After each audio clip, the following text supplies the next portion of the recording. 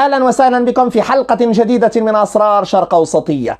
كنا من الأول الذين تحدثوا عن سخوي 57 وعن الرقم 14 تحديدا في هذه الصفقة التي تجمع الجزائر إلى روسيا، انطلاقا من مصادر روسية وغير روسية. لكن اليوم هناك مستجد رئيس أن الكل عاد إحياء هذا الخبر لسبب بسيط، هو أن الأمريكيين هم الذين أكدوا الخبر. الكل نقل من موقع روسي avia.pro، الكل نقل عن هذا الموقع، لكن نفس الموقع عندما الآن تنظرون أمامكم الفقرة فإنه يعود هو نفسه إلى بوليت راشا أو روسيا، نقلا عن النسخة الأمريكية ميليتري ووتش. إذا النسخة الأمريكية ميليتري ووتش التي نقلت عنها بوليت راشا أو روسيا، وآنذاك نقل افيا برو.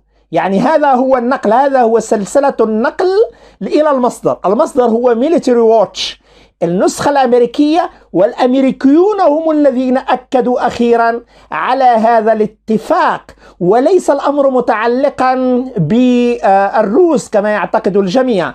أبدا لم يتحدث الروس عن هذا. المواقع الروسية نقلت عن النسخة الأمريكية لميليتري ووتش تماما كما يقول افيا برو الذي استندت إليه جميع إن لم نقل كل المصادر العربية. لكن هنا يطرح السؤال أولا عن 14 في الميليتوري نفسها. ووتش أخطأت ببساطة، أخطأت لسبب واحد، لأنها ذكرت أن عموم الصفقة في حدود 2 مليار دولار. لنكن منتبهين قليلا، هناك رقم الوحدة، ثمن الواحدة من السخوي هي 80 مليون دولار، وبالنسبة للجزائر هي دائما عندها خصم ب10%، هذا معلوم. نحن نعتقد أن المسألة كانت صفقة 80 مليون للوحدة لثمن الوحدة، سيكون إذن 14 هي 1,180 مليون دولار. وفي حالة توقع المليارين فإننا أمام على الأقل إن كانت 14 في حدود غير تنافسية وغير تجارية، على أقل ما يمكن توقعه. وإن أخذنا على أن 80 ل14 سيكون الفارق ما بين السخوي التي بيعت إلى الجزائريين مضاف إليها 62 على الأقل 62 مليون دولار لكل واحدة، يعني أن كل واحدة ستكون بحوالي 142.8. هذا في حال إن كانت المليارين ل14. لكن حقيقة الأمر غير ذلك. لذلك فهناك خطأ في الأرقام، خطأ جسيم وقع فيه الموقع الأمريكي نفسه. فعندما أعطى الأرقام أعطى الصيغة للثمن. لذلك فإضافة 62 مليون دولار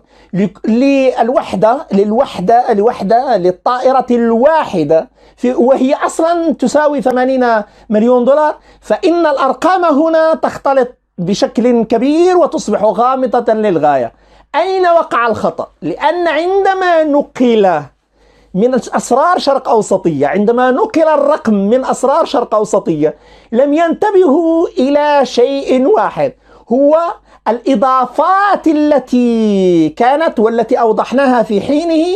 وكانت هناك صفقة أخرى من داخل المليارين، وليس المليارين لل14، هذه للعلم.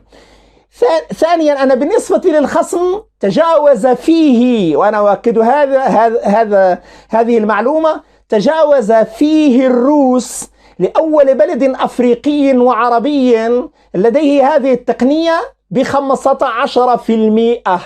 15% هو درجة الخصم التي سلمت للجزائريين. ثاني معلومة في هذا الإطار، سنجد على أن المشكل دائما سيكون هو المحرك. فالمحركات التي تطلبها الجزائر هي التي بدأت في 15 يوليوز 2019، يعني آخر تطور بالنسبة للمحرك الذي يشتغل على السخوي 30 وعلى غيرها. يعني المشكلة في السخوي 57 أن محركها هو الذي يشتغل في السخوي 30 أيضا، فهو غير مطور، كل شيء مطور فيها إلا المحرك. لكن هذه اللعبة التي حاول الأتراك أن يتجاوزوها بالنسبة لجيلهم الخامس، هنا يطرح السؤال عن آخر تحديث وقع في يوليوز، في 12 يوليوز تحديدا من عام 2019. حدث أن بالنسبة للمحرك أصبح أكثر فعالية، وهي النسخة التي هي الموجهة إلى الجزائر. قضية التشكيك في عدم وصول السخوي 57 إلى الجزائر، هذا مجال ليس فيه أي نقاش. فالتعاقد، المصدر الأمريكي يؤكد قضية التعاقد، لكنه عندما قال بأن الصفقة فيها 2 مليارين لم ينتبه إلى أن يضيف أن هناك إضافات داخل العقد الواحد، يعني أن هناك تفاصيل في هذا العقد نفسه الموجهة إلى السخوي.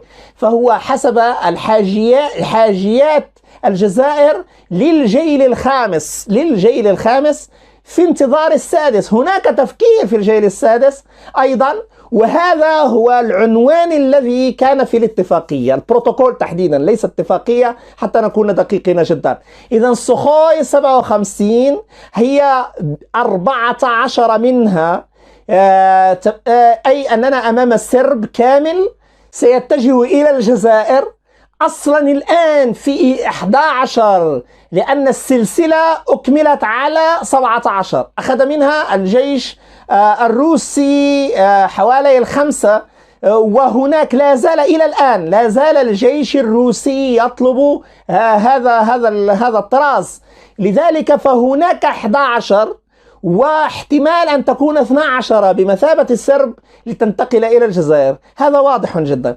لكن لماذا ميليتري ووتش الآن قالت بوجود هذا الاتفاق؟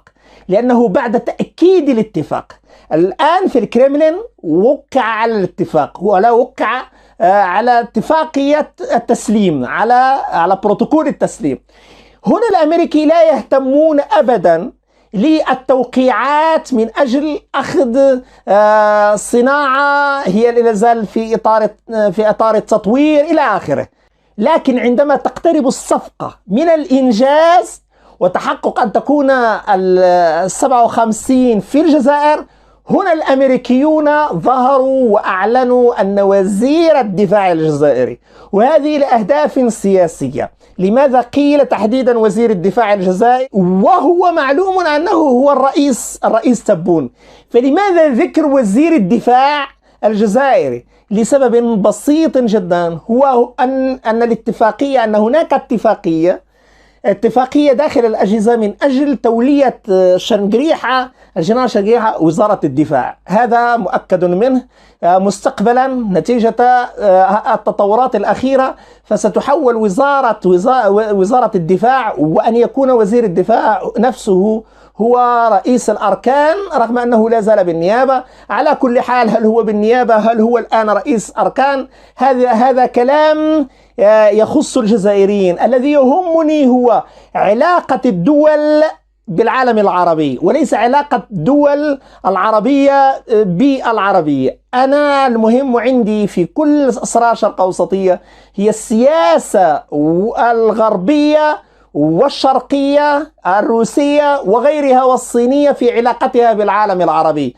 أو بإحدى دوله، ولا أهتم إلى ما بين الدول. ما بين الدول العربية، لأن هذا نتمناه أن يكون دائما جيدا وفي أحسن حال، وهذا لا يحتاج إلى درس لأن الكل يعرف هذه التفاصيل. فالذي يهمني هو هذه التدقيقات في علاقة العالم العربي بالقوى الخارجية ومؤامراتها باتجاه هذه الكتلة العربية في هذا العالم العربي والشرق الأوسط عموما. إذن هذا للتنبيه لماذا يكون النقاش في بعض المواضيع وليس في بعضها، لأن الأهم عندي هو التدخل الخارجي في شؤون العالم العربي. هذه زاوية. الزاوية الأخرى التي يمكن ضبطها أيضا هو أن الأمريكيين متخوفون من سو 57 لشيء هام جدا. هو بالنسبة لإسبر ووزير الدفاع عندما زار الجزائر كان مهما لديه هو خفض التأثير الروسي الصيني على المنطقة وفي أفريقيا وخصوصا في الجزائر والمغرب العربي، أو إيزنشتات بتعبيرهم هم. وإيزنشتات لا تشمل موريتانيا أو ليبيا، تشمل تونس، الجزائر والمغرب. هذا الخط يسمونه مبادرة إيزنشتات، ولا زال إلى اليوم في الأدبيات يناقش إيزنشتات ويرمز إليها. وبالتالي فالمهم هو تونس، الجزائر، المغرب. وهذا المحور لا يريد الفرنسي وبإجماع بريطاني، وأيضا إسبانيا التي هي جار، وبريطانيا لأنها في جبل طارق، والأمريكيين لأنهم في أفريكوم، وأفريكوم بعيدة كل البعد عن قيادة في إيزنشتات أو في محور إيزنشتات. وبالتالي أصبح الأمر متعلق بالأساس بهذه المنطقة وحساسيتها. لقد زار إسبر وكانت شراكة بحرية، ولمن سأل عن المرجع في الشراكة البحرية فهو البنتاغون نفسه. لذلك فقد نقل هذا عن مقال للبنتاغون، نشرنا كامل مقتطفاته. هذه ليست تغطية لجريدة، إنما تغطية لموقع البنتاغون نفسه وأفريكوم تحديدا. إذن هذه زاوية رئيسة للقول على أن السخوي 57 تثير الأمريكيين. أهم شيء هو هذه الإثارة العالية.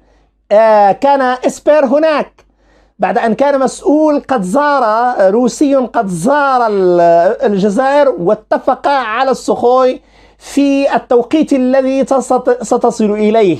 لقد حدد حتى التاريخ الذي ستصل إليه، وأيضا بالنسبة أيضا للتركيب الذي حدث للميج 29 في وهران وغير ذلك. هذه التطورات هي التي تزعج الأمريكيين، ويؤكد الأمريكيون حسب مخابراتهم، وميليتري واتش هو من أقرب المواقع إلى المخابرات الأمريكية. لقد تأكد الآن أن إمكانية وصول السخوي إلى الجزائر أصبح إما بوحدات لم تكتمل بعد الكتيبة، وإما أن الأمر متعلق بالوصول إلى 14. نحن نؤكد على أن السخوي الآن في الجزائر على أساس المناورات والتدريبات، ولكن بشكل رسمي ستكون قريبا جدا. هي في حدود 7 أسابيع أو في هذه الحدود تحديدا، وهو الذي نقل إلى ميليتري واتش، لكن تحفظت عن هذه المعلومات التي ننشرها الآن. هذه المعلومات كلها توصل بها الصحفي الذي كتب هذا المقال، ونحن نكشف ما تبقى من أسرار ومعلومات بهذا الخصوص، لأن موسكو نفسها تقول على أن وصول الدفعة الأولى، وهناك احتمال كبير أن تكون دفعة ثانية، وفي هذه الحالة ستكون بحوالي 25-24 بسرب 12-12. وهذا هو المتوقع بالنسبة للأدبيات الروسية، وللتأكيد على أن الأمريكيين يتابعون عن كثب السخوي 57. شكرا جزيلا وإلى اللقاء.